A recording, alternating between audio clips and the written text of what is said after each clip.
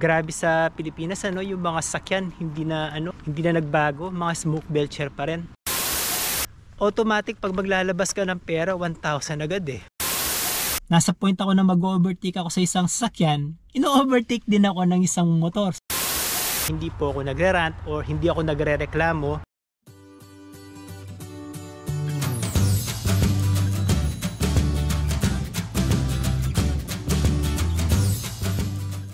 Hello guys! Good afternoon! It's Friday, so bukas walang pasok. Meron akong 2 araw para makapag-ayos-ayos sa bahay at makapag-linis ng bahay kasi nga simula nung umuwi kami, hindi pa namin naayos yung bahay eh. And right now, kabababa ko lang sa bus stop, pauwi na ako sa bahay. Naisip ko lang na gumawa ng video regarding sa mga naging realizations namin sa Pilipinas nung nagbakasyon kami ng 3 weeks doon. Actually, baka ito na yung pinakahuling video na gagawin ko about sa experience namin sa Pilipinas.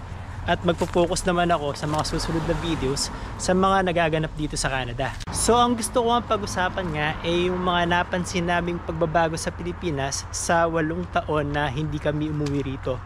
Now guys, sasabihin ko sa inyo, hindi po ako nagre-rant or hindi ako nagre-reklamo, kundi nagbibigay lang po ako ng aking observation dahil matagal akong nawala sa Pilipinas. Kasi nga guys, kayo baka hindi nyo napapansin yung mga nagaganap na pagbabago sa Pilipinas kasi nga nandiyan kayo sa Pilipinas. So malamang hindi nyo napapansin yung mga pagbabago dyan. Pero since kami, 8 years kaming nawala sa Pilipinas, napansin namin yung mga pagbabago. Parang ganito lang yan eh. Kung meron kang kaibigan, kung araw-araw mo siya nakakasama, hindi mo napapansin kung pumuputi na ba yung buhok niya, kung tumataba siya, kung nagkaka-wrinkles na ba siya. Pero pag yung kaibigan mo na yon, matagal mo siyang hindi nakasama, pag nagkita kayo ulit, mabibigla ka at ang dami palang nagbago sa kanya. Tumaba na pala siya, pumuti na pala yung buhok niya, nagka-wrinkles na pala siya. So parang ganun lang yung nangyari sa amin sa Pilipinas. Kung kayo, since nasa Pilipinas kayo, hindi nyo nakikita yung mga pagbabago dyan, kami, since 8 years kaming nawala, nakita namin yung mga pagbabago sa Pilipinas. And yung mga topic na gusto kong pag-usapan natin is ilimitahan na lang natin sa 3 bagay. Pollution, cost of living, tsaka traffic and infrastructure. Ito yung 3 bagay na gusto kong pag-usapan natin.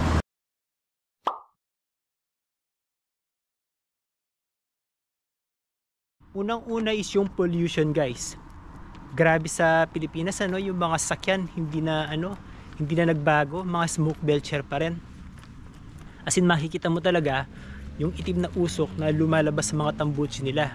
Kasi dito sa Canada guys, walang lumalabas na itim na usok sa mga tambuchi ng mga kotse rito eh.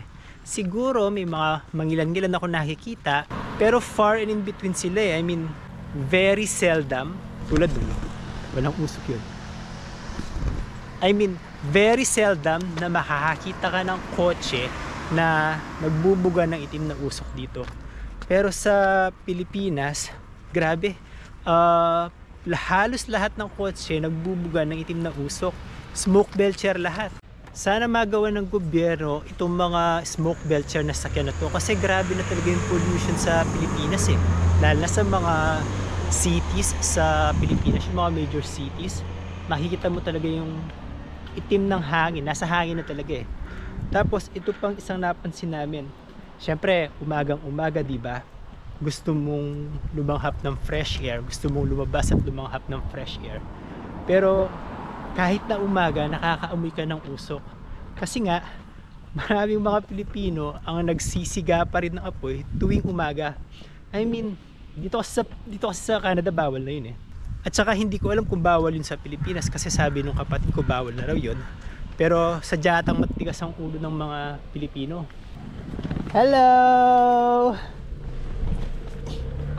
Pero sadya atang matitigas ang ulo ng mga Pilipino pag walang nagbabantay ng mga pulis. Nakaka-disappoint lang kasi nga umagang-umaga gusto mong lumanghap ng fresh air pero ang unang malalanghap mo is amoy ng usok.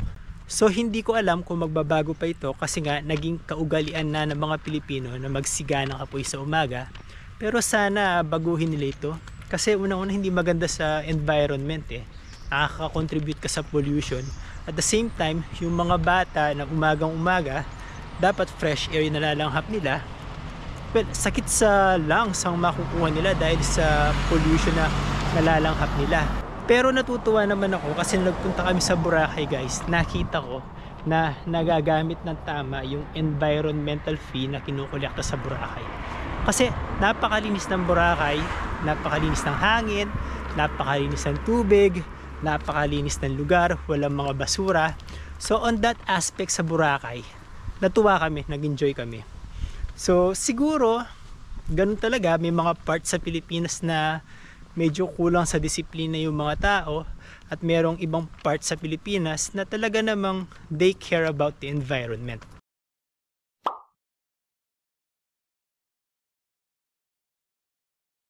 So doon naman tayo sa susunod na topic, yung cost of living. Alam nyo guys, nung umuwi kami ng Pilipinas, napapakamot ulo na lang kami sa mahal ng mga bilihin. Yung 1,000 pesos mo, parang 100 pesos na lang eh. As in, napakababa na ng purchasing power ng peso. Tapos, yung minimum wage ng mga Pilipino is around nasa 400 pesos to 500 pesos lang ata. So isipin mo, hindi sumasabay yung sahod ng mga Pilipino sa inflation na nagaganap sa Pilipinas. Kaya sobrang baba ng purchasing power ng peso. Pag pumunta ka sa mall, pag may bibiling ka, automatic pag maglalabas ka ng pera, 1,000 agad eh. Parang pag naglabas ka ng 100 or naglabas ka ng 500, mag-aalangan ka pa kung magkakasya ba yung perang inilabas mo. Talagang napakababa ng purchasing power ng peso ngayon. To the point na mapapansin mo, kaya siguro maraming sideline na kinukuha yung mga Pilipino. Like marami akong nakikita na Grab driver sa kalsada.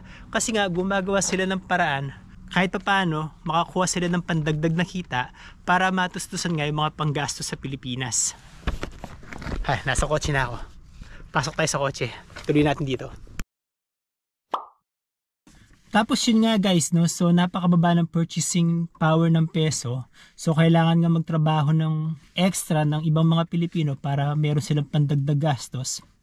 At the same time, paano pag nagkasakit sila?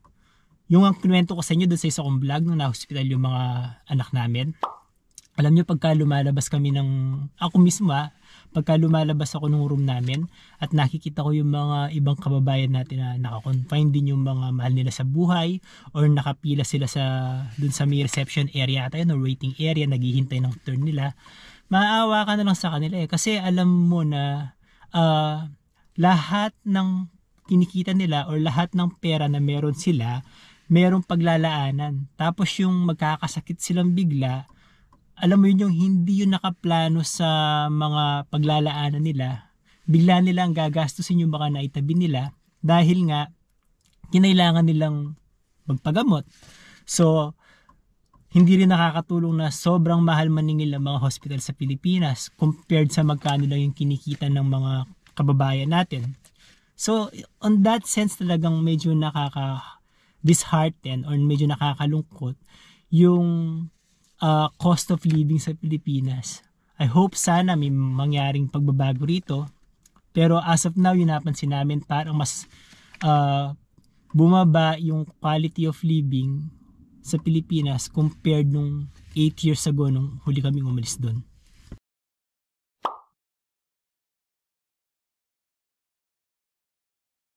Tapos yung pinakahuli is yung traffic and infrastructure sa Pilipinas. Natutuwa naman ako kasi nung umuwi kami sa Pilipinas, tas nagpunta kami sa Manila, na-experience namin na dumaan sa Skyway nung papunta kami sa NAIA. And kahit pa paano, naiwasan namin yung traffic sa baba.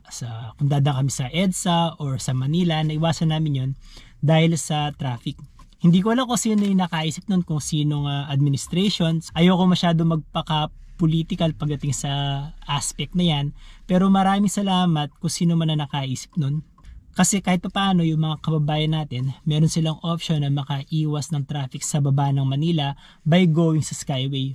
Although may mga ilang part pa rin sa Skyway na nagkukumpul-kumpul yung mga sakyan, especially dun sa mga exit papunta sa Manila, papunta sa iba't ibang mga lugar sa Manila, at yung travel time sa ibabaw ng Skyway is nasa 60 kilometers per hour lang ata.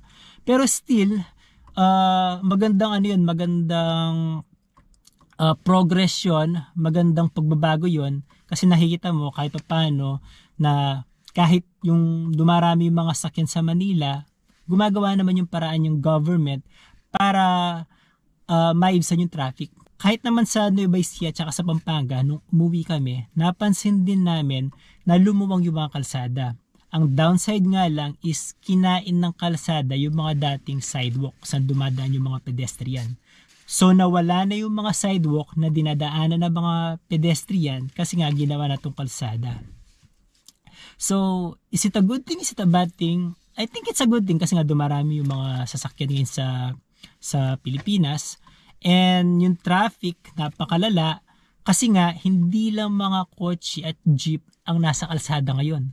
Napansin rin namin na dumami yung mga tricycle at lalong dumami yung mga nagmomotor. Kasi nga may mga nagdi-deliver na ng food ngayon yung mga food delivery service tulad nung Panda ata yun at saka Grab food delivery.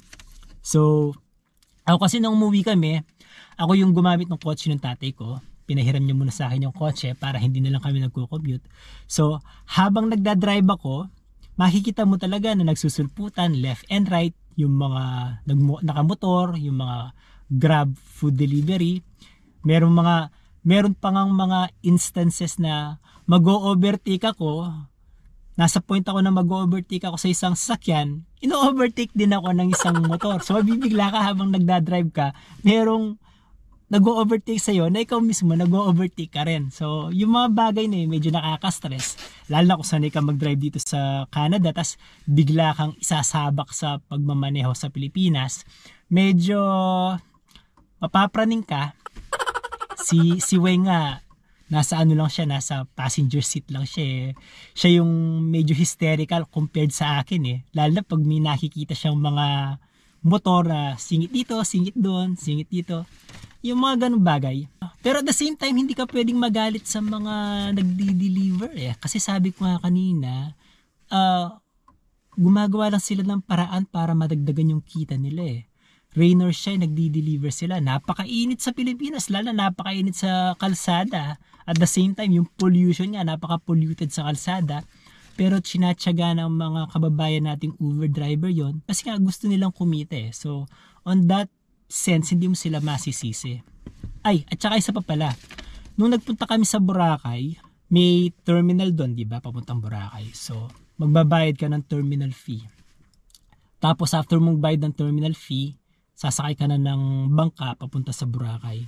Alam nyo guys, hindi naman sa nagrereklamo ako pero sana naman may gawin ang gobyerno ng Boracay para naman mapaganda yung service ng Boracay sa mga turistang nagpupunta sa Boracay.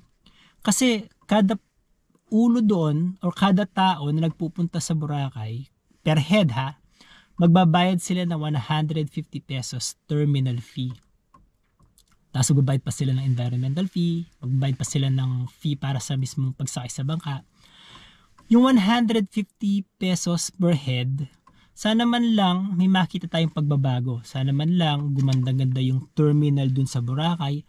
At sana man lang mag-invest sila sa mga bangka na di-aircon. Kasi nung nagpunta kami doon talagang napakainit ng mga bangka. Tapos maghihintay ka, pagpapawisan ka ng todo. Yun lang naman yung rant ko siguro sa Boracay. Sana gawa ng gobyerno ng paraan para naman yung mga nagpupunta sa Boracay. Sana hindi lang yung mismong Boracay ang ma-experience ng mga turista bilang isang world-class beach. Sana yung pagpunta din sa Boracay, maganda yung experience ng mga turista mula pagbaba sa airport, papunta sa terminal, pagsakay ng bangka. Sana maging experience ng mga turista is maganda. And then pagdating sa Boracay, parang cherry on top na lang yun, di ba? Kasi nga napakaganda ng whole Boracay experience. So yun guys, yun lang yung mga napansin namin sa Pilipinas nung umuwi kami. Pagdating sa traffic, pagdating sa pollution, pagdating sa cost of living. Pero pang closing statement ko na lang guys alam nyo, nung umuwi kami sa Pilipinas, ito yung mga naglalaro sa isip namin masisipag ang mga Pinoy.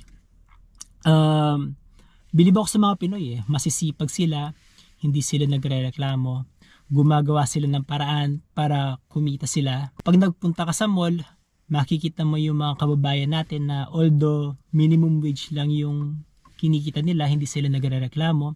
Pag lumabas ka sa kalsada, yung mga Grab food delivery na nagdi-deliver ng food, kahit na sumisingit-singit sila sa mga kalsada, hindi mo magawang mag-complain kasi alam mo sa puso mo na nagtatrabaho lang naman sila ng patas, gusto nilang kumita ng patas para sa mga mahal nila sa buhay.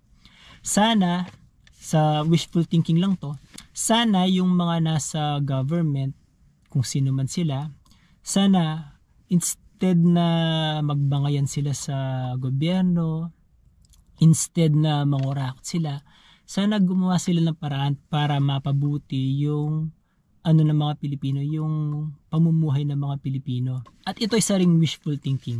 Sana yung mga kababayan naman natin na medyo sumusuway sa gobyerno, like yung nagsisiga ng apoy sa umaga, alam ko bawal yun eh. Tapos yung mga nagtatapon ng basura sa mga ilog, kasi nga nung may mga dinaanan kami mga ilog na punong-puno ng basura eh. Ang wishful thinking ko lang is sana magkaroon sila ng disiplina, or siguro kailangan magkaroon talaga ng pangilang gobyerno para magkaroon ng disiplina yung mga Pilipino. Kasi nga guys, sa mga Pilipino naman pagdating sa ibang bansa, disiplinado sinusunod nila yung kung ano man yung batas ng bansang inabutan nila So kung kaya ng Pinoy na gawin yun sa ibang bansa, kaya rin ng Pilipino na gawin yun sa sariling bansa natin. 8 years kaming nawala sa Pilipinas, hindi namin alam kung kailan kami uuwi ulit. Pero I think lahat naman ng Pilipino na nag-a-abroad or lahat naman ng Pilipino na iniiwan ng Pilipinas, isa lang naman yung isa lang naman yung pangarap nila Na sana yung babalikan nilang Pilipinas ay mas mabuti yung kalagayan kesa dun sa Pilipinas na iniwan nila. So there you go guys, I hope kahit paano nag-enjoy kayo sa vlog na ito, and kung hindi po masyadong abala sa inyo, please don't forget to subscribe to my channel, like this video, click the notification bell, and drop your comment na rin kasi nakakatulong yung comment nyo para i-promote ni YouTube yung video nito. And also shoutout sa mga ka-CFC ko na nandito sa Canada, nagpapa-shoutout sila, and shoutout din sa mga nakakalaro kong ka-CFC sa basketball kasi pinapanood nila yung channel natin at na nagpapa-shoutout din sila. So there you go guys, maraming salamat po, hanggang sa susunod po, bye!